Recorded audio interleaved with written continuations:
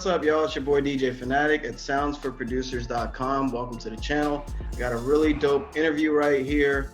If you haven't subscribed, click the sub button, click the bell as well, so that way you're alerted to more new videos and dope interviews such as this. Let me give a nice intro for this brother right here. I ran into him. We kept running into each other. Actually, recently, the last time was at the Sound Advice Tour with Kato. Shout out to Kato. Also, he is an avid supporter of the BeatStars family. Shout out to BeatStars. Where's my dad hat? And also, he is very, very open to trying different things with his social media, with his music as well. So I've been watching what he's doing. There's my intro right there. WeNeedKapitol. What's good, bro? How you doing? What's going on, bro? Make sure y'all go follow Sounds for Producers. Hey, appreciate that. Yeah, it's on, well, obviously YouTube, but also the IG account as well. So check that out. Because I do different, what's crazy is a bunch of producer memes right now. I don't know if you've seen the stuff I've been coming up with. Every once in a while, I'll see one, yeah. Yeah, so that's what's most popular. And it puzzles me. Yeah. I know everybody wants to laugh and like everybody wants to get away from this COVID. What's the slang word for it? Rona? Yeah, Rona. Right. But I'm like, yo, the last 2 years, the most popular posts on IG for Sounds for Producers are producer memes. So I guess I'm on to something, I guess. Yeah, just gotta find a way to leverage that. Yeah.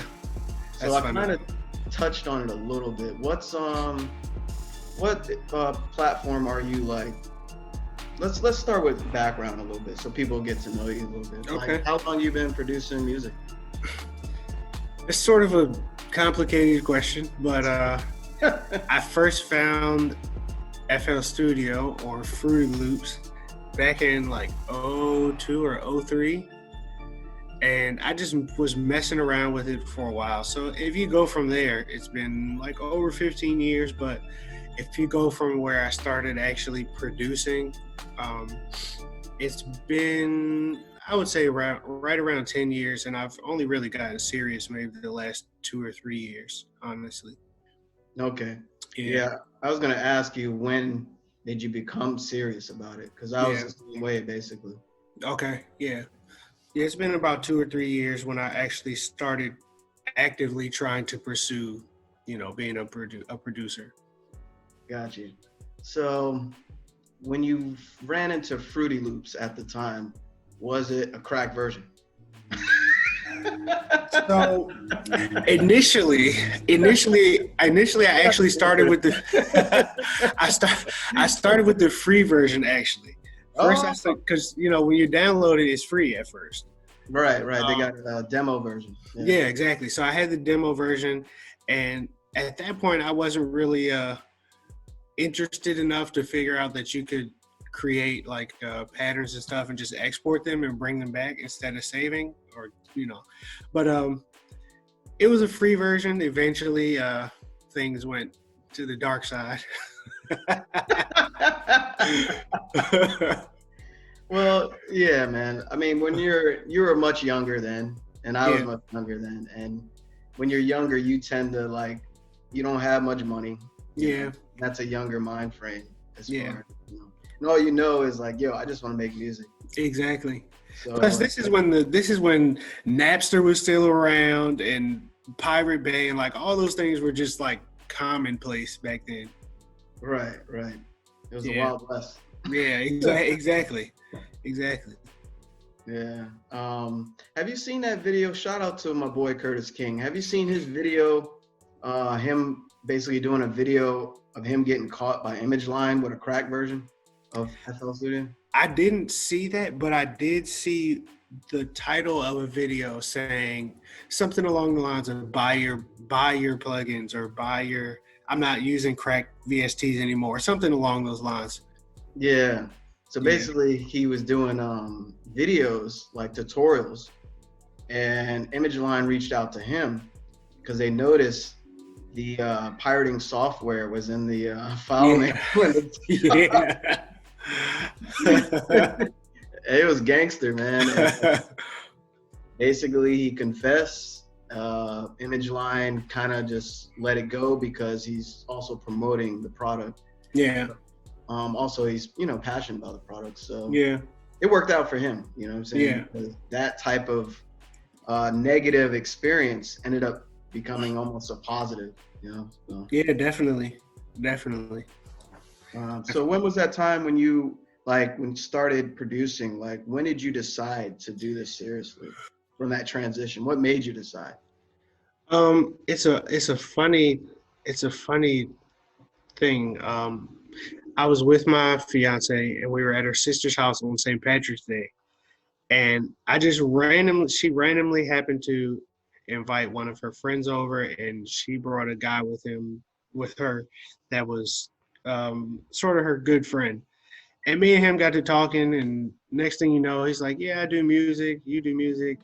And within 3 months, I think we had built a studio in my mom's basement because I was still living at home at that time. And from there, we just, it's been an upward battle since then. We've built 2 more studios since then. Oh wow, I didn't know that.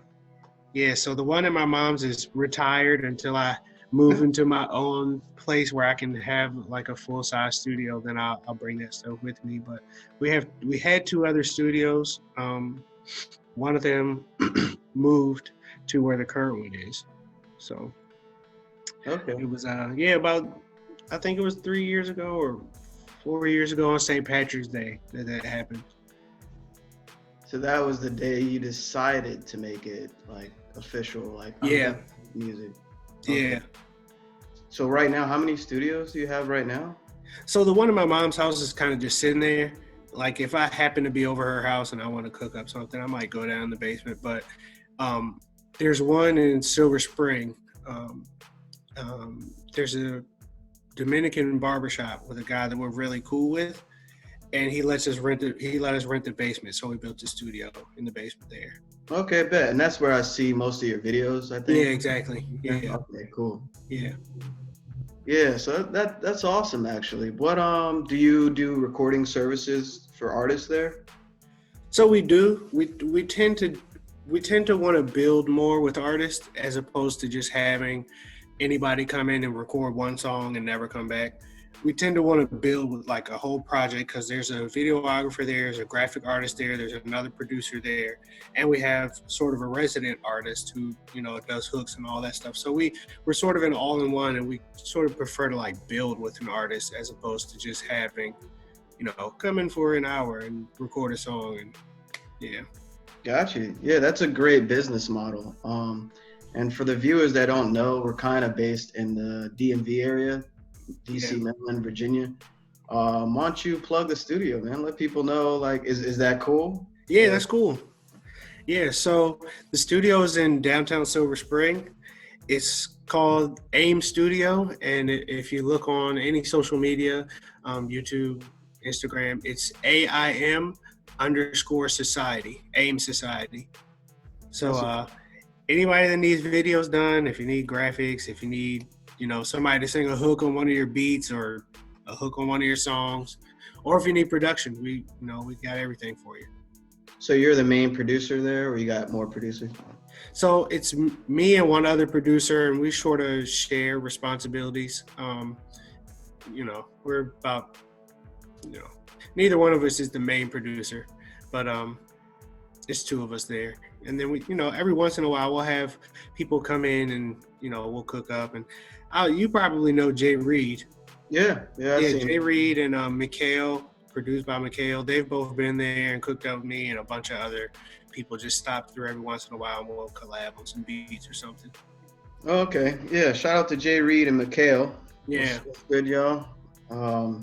So this business model, what it reminds me of is Dungeon Family.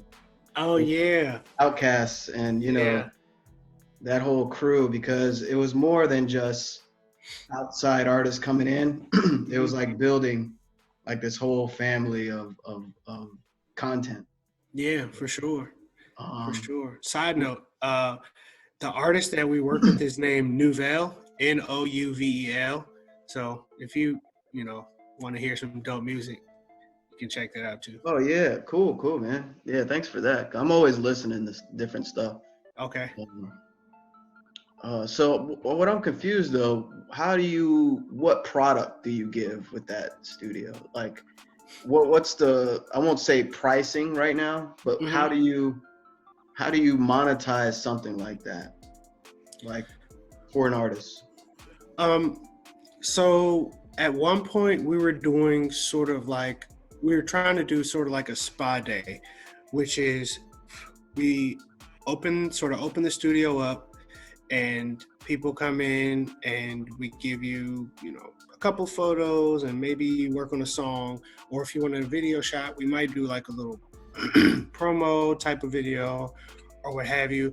But most of the time it's just word of mouth. Well, it'll be an artist that we find or an artist that finds us, and we'll come through and discuss sort of like a package deal. Okay. Depending on what they're looking for, or if they don't know what they're looking for, we sort of just lay out what we can offer, and depending on your budget or what have you, we go from there.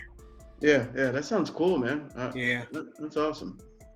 Yep. I know a lot of producers that don't have that, ability to offer an artist. They just have a production studio where they just make beats. And that's kind of what I do, because my studio is in my basement in my house right now. So opening that up to the public is, you gotta. Yeah. That's where I live, bro. Yeah. And some artists don't understand that. They see me do all these videos in this nice studio, but I'm like, yo, we never met in person. Yeah. You know what I'm saying? I don't know who you bringing with you. Yeah. My family's in here. Yeah, exactly. Yeah. That's also part of the reason why we're sort of selective about artists that we work with, because stuff isn't cheap. And like you said, like we don't know who's coming with you. We don't know, and there's a barbershop upstairs there, so we just gotta be careful sometimes. Yeah. So let's flip. Okay, so we talked about how you decided to become a producer. What's your musical background like during school and whatnot? Were you playing an instrument, or like what inspired you to even jump into this wonderful world of the music industry? I have a long past in music. So first off, let me start by my parents. My dad was the drum major at Hampton University. My mom was a music teacher for 39 years. And my grandparents, everybody in the family sung in the choir, of course, at church. So that's where it kind of started for me. I sung in the choir. In elementary school, I played clarinet. And middle school, I did choir, and I did like a musical play, and I was in a go-go band. If you're not from the DMV, you're not really hip to go-go, most likely, but that's when, my infatuation with go-go started in middle school. And then, of course, high school, and afterwards there was a couple other go-go bands. And I did show choir in high school where I performed at Disney World. And so I've been singing my whole life. That's sort of where it started. And then I just figured, like, once I found Fruity Loops, I was like, well, maybe I should try to make beats too. And then came like the rap group with friends, and we were making our own beats and that kind of thing. So that's sort of where my background was. Got you. Yeah, we actually have a similar background, man. Okay. I went to Hampton University. Oh, wow. Well, I was a student there for a couple of years. It's interesting. You said your dad was a band major? Drum major, yeah. Drum major, yeah. Yeah. That's crazy, man. Yeah. Especially at a HBCU like that, Yeah, I was in the marching band there at that school. Oh, okay. For 4 years. Yeah. Okay. Yeah, it's serious business. Oh, very serious, man. I'll tell you one thing, I was 60 pounds lighter. That's how serious it was. Oh man, what instrument did you play? The baritone.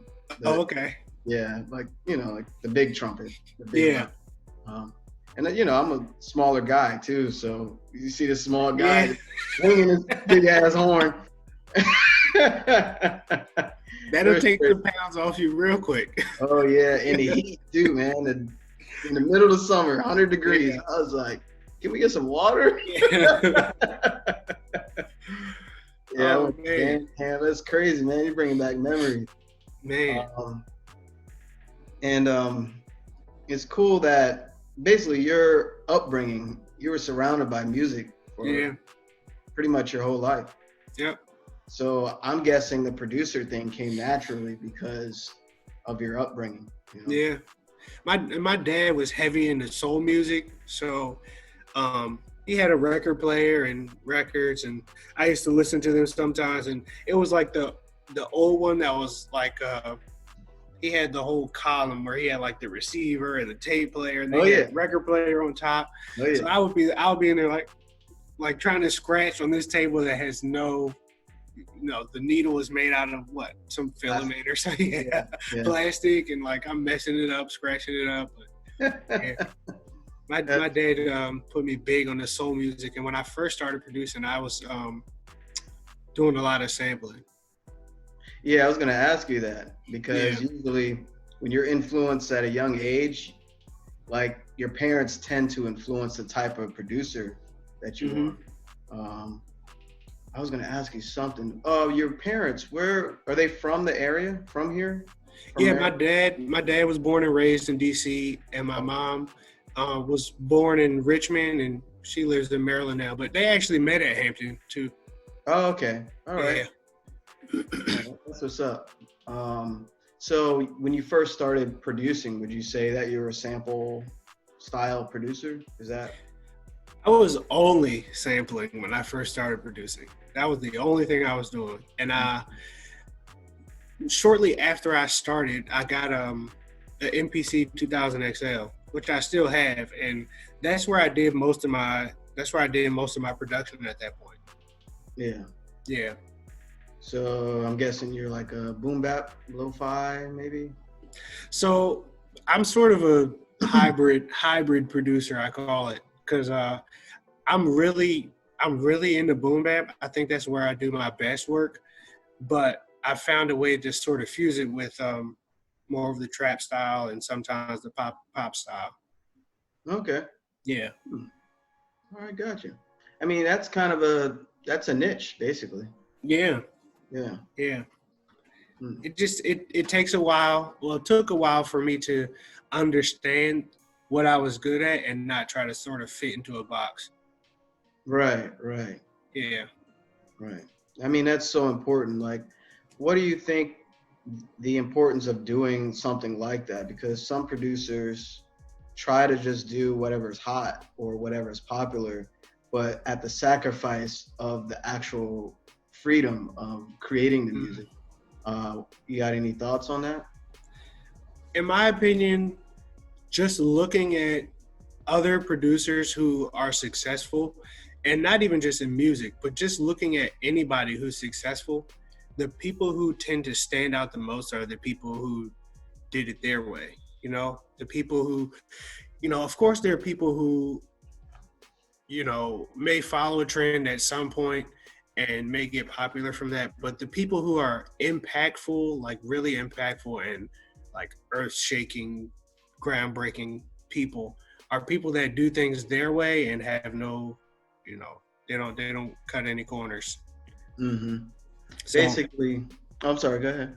No, I was just gonna say, so that's sort of my thoughts about it. Like, just do what you do best.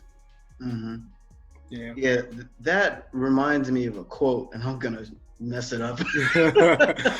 But it's similar to instead of following a trail, go where there's no trail and leave a path. Oh, I got it. Yeah.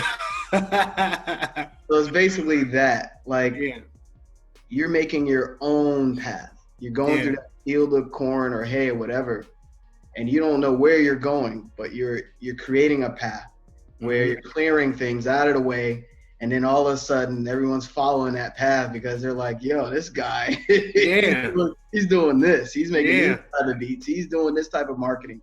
this type of whatever. And I'm all for that, man. So that's cool that you have a niche, you know, stay with it. For sure. And let me speak on that a little bit too.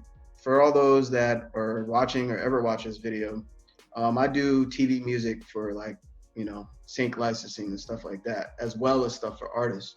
So that reminds me, like doing stuff for TV stuff, I can be a lot more creative. I wouldn't say more creative, just creative in a sense of making different type of music where it doesn't even need to have vocals on it. So that's how I kind of balance my creativity. And that's my niche towards TV. And then I do, you know, popular stuff, but also my own spin on certain genres for artists as well. So that's how I flip it, you know. Okay, that's cool. Because if I had to do like stuff that is like always top selling beat stuff, you know, or just, it would drive me crazy. I can't just follow someone else. I'm not like that, man. I'm the same way. I'm definitely the same way. It's funny. I was in a beat battle yesterday, and really, the majority. It was a virtual beat battle. Oh wow! And, the majority of the artists there had very similar styles, and then when the guy played my beat, he was like, "Whoa, this is different." And like that's sort of like, I don't say I go for that when I create beats, but that's sort of the reaction I tend to get a lot. Yeah. I mean, different.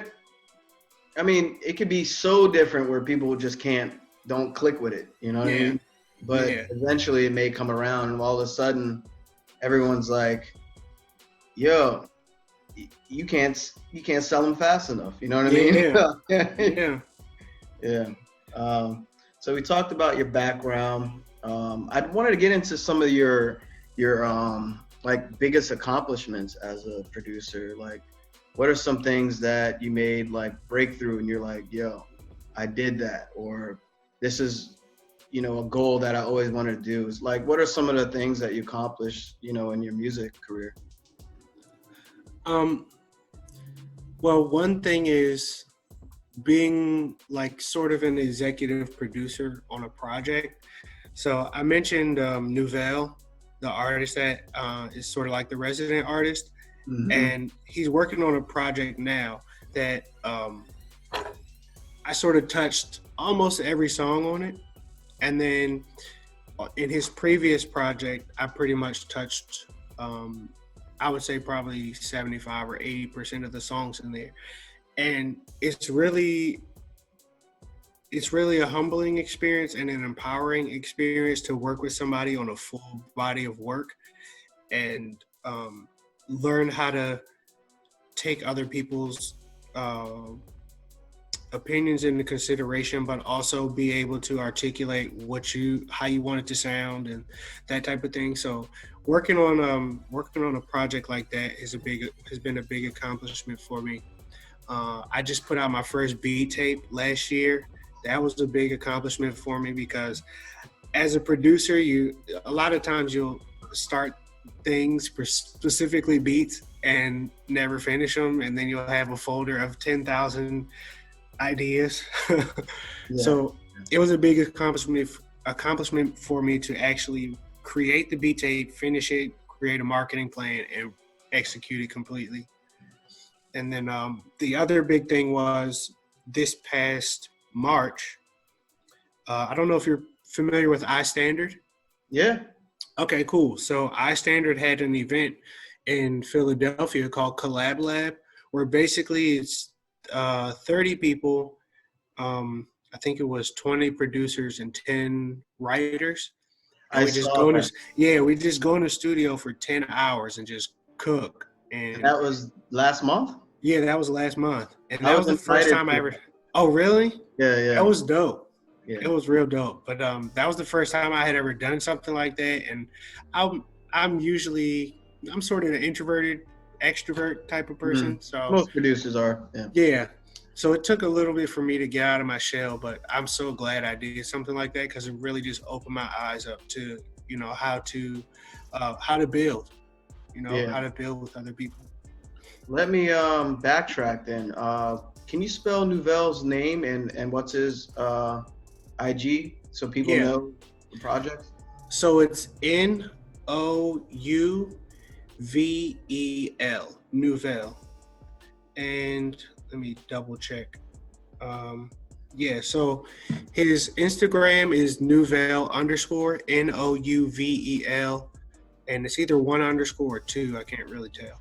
But and then he has a Twitter that's Nouvel also, and I think he's working on a website for the new project, but I don't think it's up yet. But if you search Nouvel, if you search his Instagram, he has links to all his music and all his other social media and all that stuff on his Instagram too. And what's the name of the projects that you produced on? So one is called Please, one is called Thank You, and the new one that's coming out, I don't know if he wants to drop the name yet, but there's a new one that's coming out soon also. Yeah. So those are the songs, right? Those aren't the album names. Those are the name of the songs. No. Those are the actual album names. Oh wow. Okay. Yeah. Please and Thank You. That's what's up. Yeah. I like that because that's it's a concept in a way. Exactly. Yeah. Man, there's something else I was going to ask you. Oh, the beat tape that you released last year. What's the name of that? That one is called Expensive Taste. So it's volume 1. I called it Expensive Taste. It was a really you made it in a $2 million studio. I wish. With all the most expensive plugins you can find. Like, yo, I want what's an Omnisphere times to the 10th power? I want that one. I want that one. Imagine what that would be. That's insane. My bad, I interrupted you. That's Scott Storch. That's what that is. Yeah. Basically, yes. Yeah. Yeah. The project is called Expensive Taste. It's volume 1. Hopefully I'll do another one. It was sort of a concept for me to build on that. And then after talking with other people, there's like a million other ideas to branch off of it. But basically, shout out to Craftmaster Productions and what's the other guy that does the spicy Sundays? Yeah, you got me, man. Goodness gracious. Anyway, they dropped these loop packs called Spicy Sundays on YouTube, and I took one of those packs and I said, I want to make a beat out of every loop in this pack. No matter what it is, no matter how it sounds, I'm going to find a way to make a beat out of it. And this was around Thanksgiving last year. And I sort of got the idea that everybody has their own taste in music. So I decided to sort of make a beat in a whole bunch of different styles and put it together sort of like a celebration dinner, like a Thanksgiving type of thing. Mm-hmm. And so that's where the concept came from. And if you look at some of the marketing on my Instagram, you'll see a lot of it has to do with food or has sort of food, nuance in it. And that was sort of the idea for it, like expensive taste. Everybody has their own taste. Got you. Yeah, that's cool. That's cool. I understand now. Yeah. That's cool. If you listen to the project, it's on all streaming services. If you search WeNeedKapitol or Expensive Taste, it'll probably be the only thing that comes up, or very few. But that was the concept behind it. That's what's up, man. So, and there's something else. Oh yeah, the iStandard thing. You said there was 30 people total, or 30 writers and 30 producers. What? No. There's 30 people total. There was like 20 producers and 10 writers. And were they recording as well? Yeah. So what we did was we sat down. 2 producers and 1 writer would sit down, and we would sort of throw beats to the writer, and while they were writing or going through beats, we were sort of cooking up and collabing together as producers also. And when the writer came up with the hook, there was 3 different studios, 3 rooms. You would go into a room and put that hook down, and then come back out and do it again. So we were trying to make as many hooks as we possibly could between all of the different groups and all the different studios. That's what's up. Yeah. So didn't they have like a big producer there or a big artist there for that? There was supposed to be a producer group there. I wasn't really familiar with them, but I don't think they made it. But there was a bunch of producers in there that are established. There's a bunch of writers in there that are established. So it was no shortage of talent there at all. Mm-hmm. And what happened with the songs after everybody?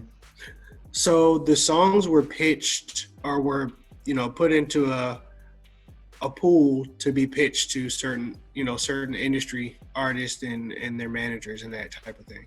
Oh, okay. Yeah. Cool. Yeah, that's awesome, man. It's a great opportunity for not only producers but for writers as well, for everybody. Yeah, sure. Yeah, good luck with that. Yeah, that's why I was glad I did it.